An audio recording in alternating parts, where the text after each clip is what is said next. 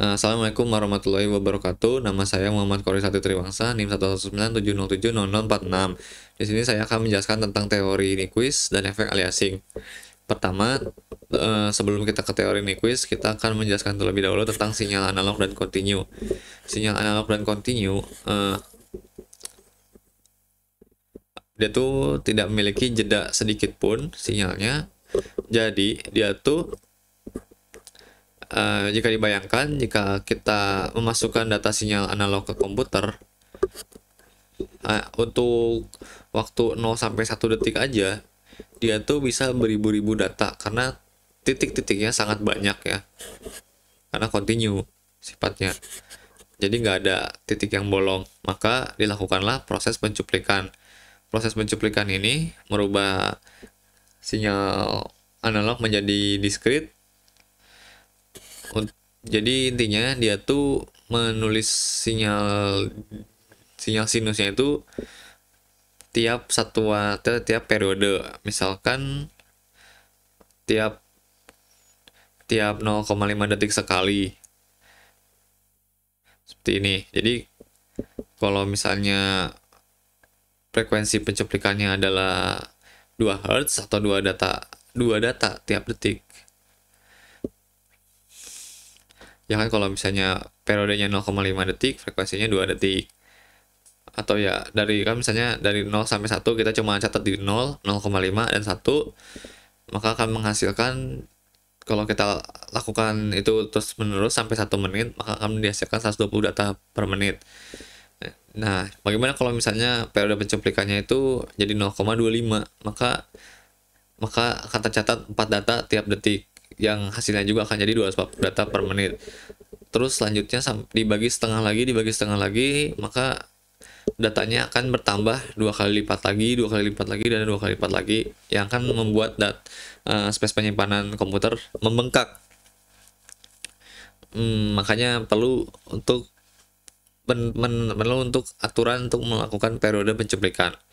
Selain pencuplikan, untuk merubah sinyal analog menjadi sinyal digital, dilakukan proses kuantisasi.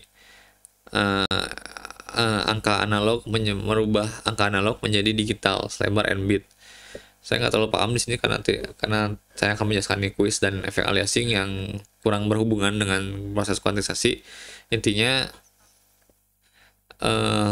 penentuan n bit sangat fatal, karena semakin besar n bit yang ditentukan, akan semakin besar juga banyak ruang penyimpanan, tapi semakin akurat juga bentuk sinyalnya. Kalau itu data digital itu perlu menggunakan transformasi Fourier ya, transformasi Fourier diskrit. Nah, kita ke Nyquist. Nyquist itu lebih ke proses pencuplikan. Dia tuh menentukan periode pencuplikan sih intinya mah. Nah, aturan Nyquist itu, dia tuh frekuensi cuplik itu minimal harus 2 kali lipat dari frekuensi maksimum. Bagaimana kita tahu bahwa itu betul? Kita bisa lihat di percobaan ini. Di sini ada percobaan di MATLAB. Kita bisa lihat di MATLAB. Dia tuh punya sinyal sinusoidal, frekuensinya 2 Hz. Kita frekuensi cupliknya adalah 0,001 detik. Biar halus, bukan cuplik sih, cuma kita 0,01 detik, karena biar kelihatan seperti sinyal sinusoidal analog, tapi kan komputer itu pasti cuma digital aja sih, datanya itu digital, nggak mungkin sinyal analog yang murni banget, sinyal sinus yang murni, maka akan menjadi seperti ini. Nah, ini yang sinyal per 0,001 detik gitu. Anggap aja ini tuh seperti sinyal sinus ya, yang kita gambarkan di MATLAB seperti itu.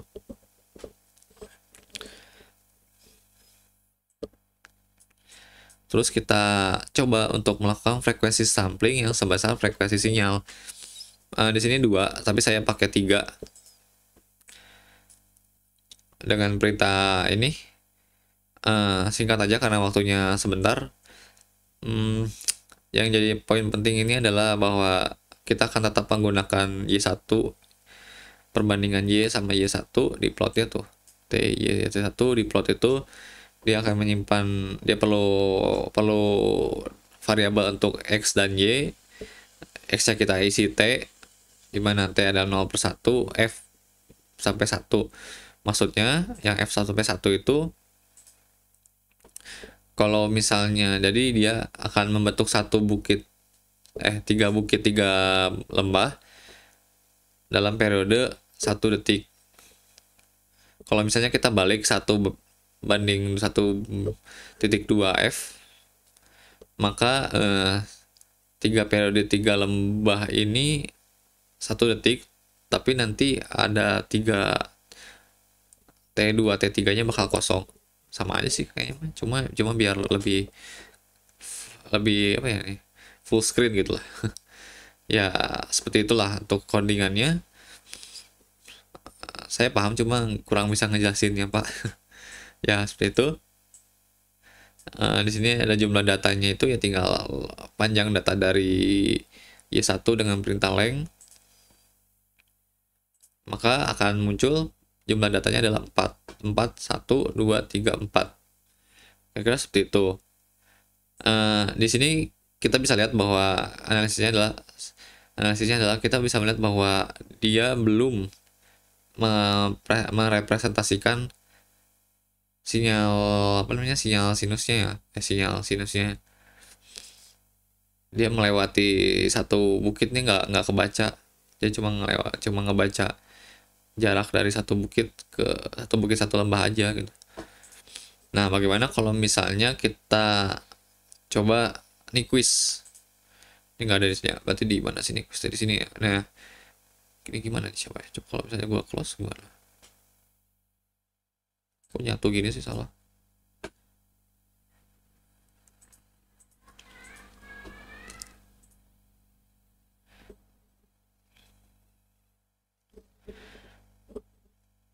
Ini belum. Ini belum Nyquist ya.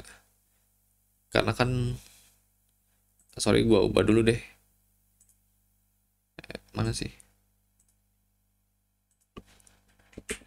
Biar nggak pusing, karena sesuai contoh ya.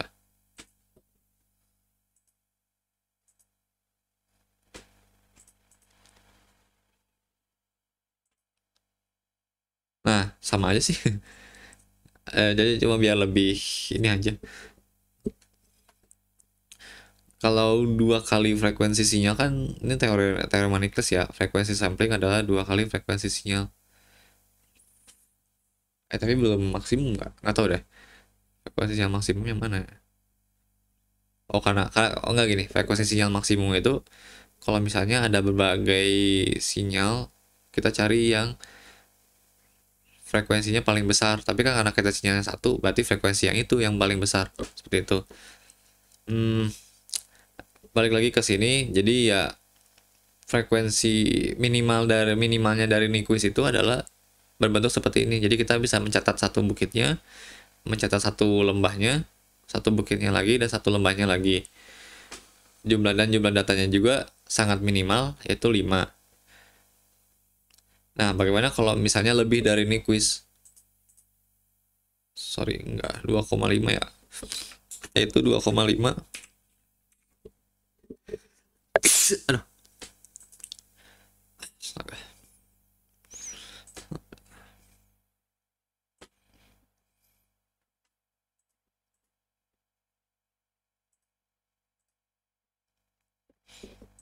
Aduh. Nah, dia mulai ngebentuk ya tuh. Set, set, set, set, set. Tapi lihat di jumlah datanya adalah 6. Bagaimana kalau kita ubah menjadi, aturannya berapa sih? 5, 10, 30, 40, 70. Oke. Bagaimana kalau dengan 5?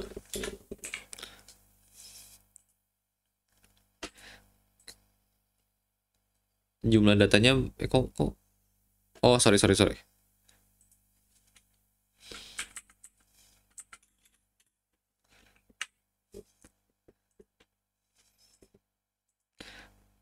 Nah, jumlah datanya semakin besar ya, yang tadinya 6 kalau nggak salah jadi 11. Tapi lihat ini semakin mewakili, semakin mereferensi, semakin mewakili sinyal sinus. Kita coba lagi. 10.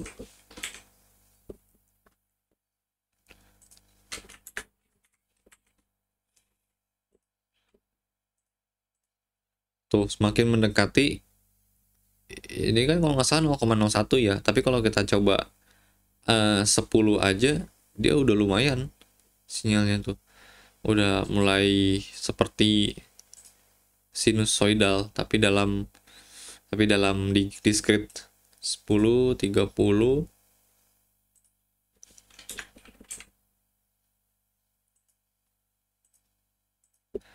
Nah, udah malah mirip ya. Itu kalau nggak salah harus di zoom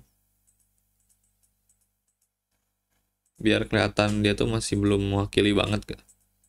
Aku lupa caranya gimana. Oh gini. Tuh belum ya. Atau kalau kita zoom tuh dia masih ada yang ada yang perbedaan gitu. Nggak, dia tuh belum lurus mulus banget gitu. Tapi lihat jumlah datanya dia sudah 61, yang tadinya cuma 5 ya kalau nggak salah. Kalau untuk Nyquist dia tuh udah 61. Maka perlu banget untuk memahami Nyquist gitu. Saya kayaknya untuk membatasi kasa waktu saya nggak akan mencoba 40-70. Intinya dia pasti bakal semakin lurus. Kalau di zoom tuh semakin lurus semakin dekat ke sini gitu, semakin dekat ke biru. Efek aliasing itu terjadi ketika tidak memenuhi ketentuan Nyquist. Pertama, sebenarnya langsung aja sih, ini tuh langsung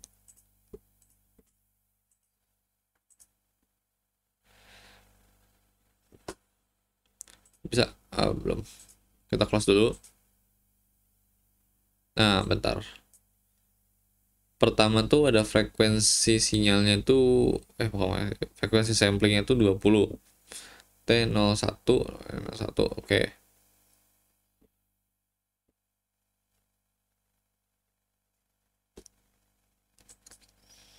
Nah,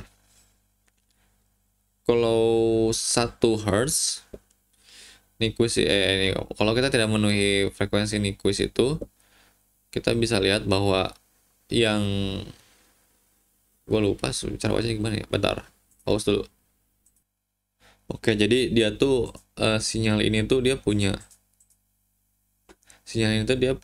ketentuan bahwa sinyal sinusnya itu harus, sinyal yang memenuhi ketentuan Nyquist itu adalah 20 Hz. Tapi bagaimana kalau kita kurang dari itu? Pertama, kalau kita perhatikan gitu, di sini kan ada sinyal 1 Hz, dia akan bentuknya seperti ini. Nah, kita lihat untuk 19 Hz, dia tuh sama seperti sinyal dengan frekuensi 1 Hz, tapi berkebalikan gitu. Jadi 180 derajat gitu. Begitu juga dengan 2 dan 18, 5 dan 15, sedangkan 10 adalah lurus. Karena ya setengahnya ya, kalau setengahnya mah aman lah ya gitu. Enggak sih, enggak aman. Jadi karena 10 itu, gue lupa apa sih. Iya benar. Karena dia frekuensi aslinya kayaknya maksudnya. Frekuensi, bukan, maksudnya sinyalnya tuh 10 gitu, sinyal aslinya tuh 10 Hz. Nah, Nyquistnya pasti harus 20 gitu. Kalau kurang dari itu ya begitu hasilnya. Jadi nanti ada frekuensi aliasingnya itu akan seperti ini. Jadi ada sinyal yang sama bentuknya tapi berkebalikan 90 derajat. Sekian dari saya, mohon maaf bila ada kekurangan. Assalamualaikum warahmatullahi wabarakatuh.